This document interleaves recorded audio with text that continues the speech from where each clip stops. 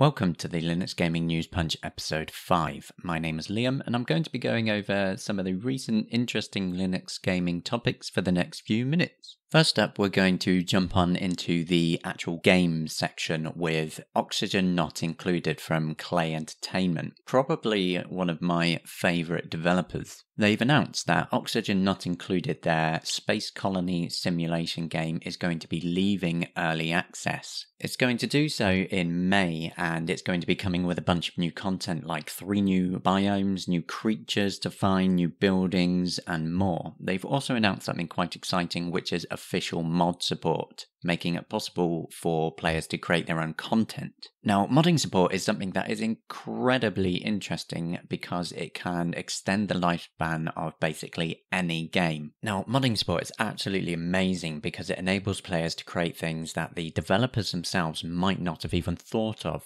This enables the game to become even more popular, which has happened with so many other games in the past. It's a brilliant idea to put into a game. They've also said that while they will be doing some bug fixes and the usual quality of life updates after release, most of the team are actually moving on to doing DLC, so the game is going to continue expanding well after the final official release.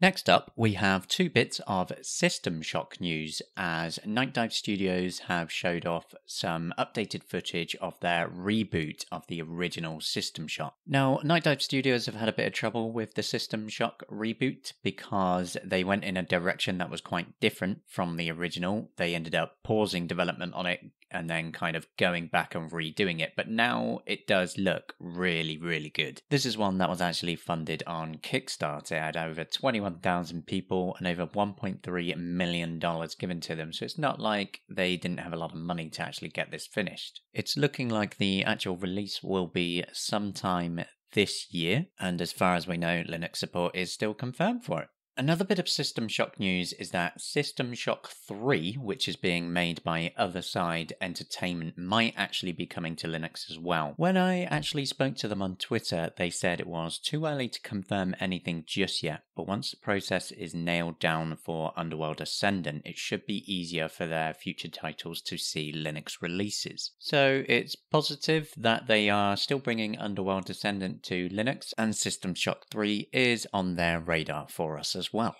Next up, we have something that's a bit of a rarity on Linux, which is a massively multiplayer online game. This is Albion Online, and next month it's officially going free to play. This has actually had Linux support since the moment they put out their releases, which has been awesome. So with the free-to-play release on April 10th, they basically said the business model isn't changing, it's just that you don't have to pay upfront to actually get into the game. Nothing in the game is going to be locked behind some sort of paywall. Although they will still have a premium account system so that you can purchase using in-game or real money to basically get boosts on various actions. And anybody who has purchased it before 10th of April will basically get some special items like gold, special wolf mount, some extra days of premium, things like that. For those who haven't actually played Albion Online before, just be aware that it's a very player versus player orientated game. There's not a huge amount of player versus the environment. It has a few different monsters to battle against, dungeons to travel through, and so on. But there's no sort of quest system. So if you're not somebody who enjoys PvP, you probably won't enjoy that very much anyway. Next up, we have a game called Second Earth from the developer Free Lives. Some of you might recognize the name Free Lives because they made Broforce, which is probably my all-time favorite action platformer because it's just insane. So if you haven't seen Broforce before, do go check that out as well. But their new game, Second Earth, is a mix of strategy and tower defense. Now, to be clear, this is a very early prototype. As early as it is, though, it does show a massive amount of promise for what it is. As it takes a lot of elements from tower defense games, you will be trying to basically barricade yourselves in, but unlike a lot of tower defense games, it doesn't have specific set points where you have to place your towers down, so it does play a lot more like a base building real-time strategy game. You'll basically be facing off against enemies in waves, and it has a very Starship Troopers type feel to it, so you'll have absolutely tons of these weird bug aliens coming towards your walls, and you'll have massive towers behind them to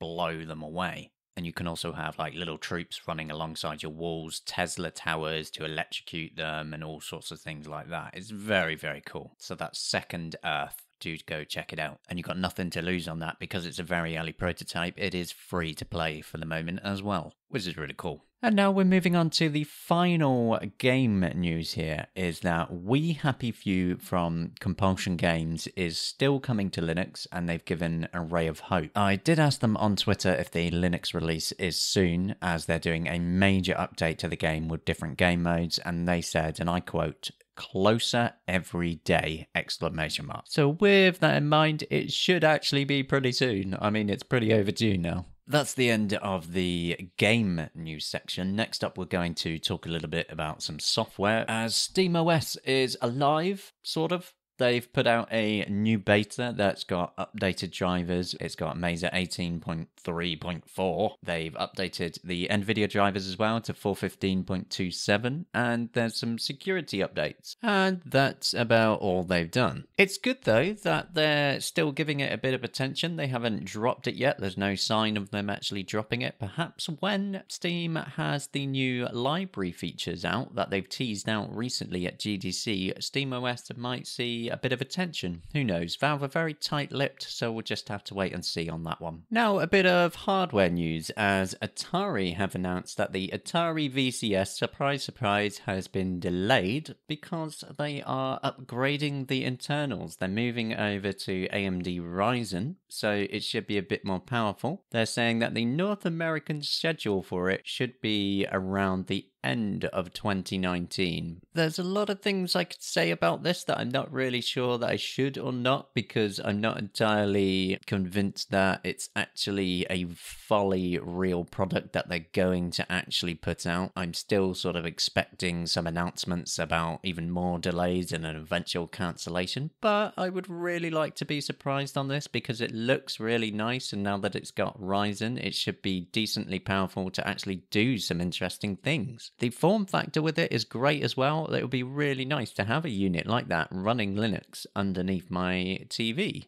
And given that they said you can run a normal Linux distribution on their Atari VCS, then it actually should be quite cool if it turns out to be real. Our final bit of news today is Google's Stadia, or Stadia, whatever you want to call it, their new cloud gaming service, because it is built on top of Debian Linux and Vulkan, which is very interesting. The problem is that it's gaming, streaming, and Google all together. The worrying thing about this is what happens if it's a huge hit and Google act the same way they have with search advertising and the Chrome browser. That is a ridiculous amount of power to hand over to one single company, given how much data and stupid things they do with it already. Like the big Google Plus data leak that they decided not to actually tell anybody because they didn't want to get in trouble, so they decided to actually shut it down. There's a lot of issues that come with game streaming, especially from Google. I mean, it could be shut down at any time. You've also got to deal with the latency, modding, and what about game preservation? There's basically no chance of doing that with game streaming.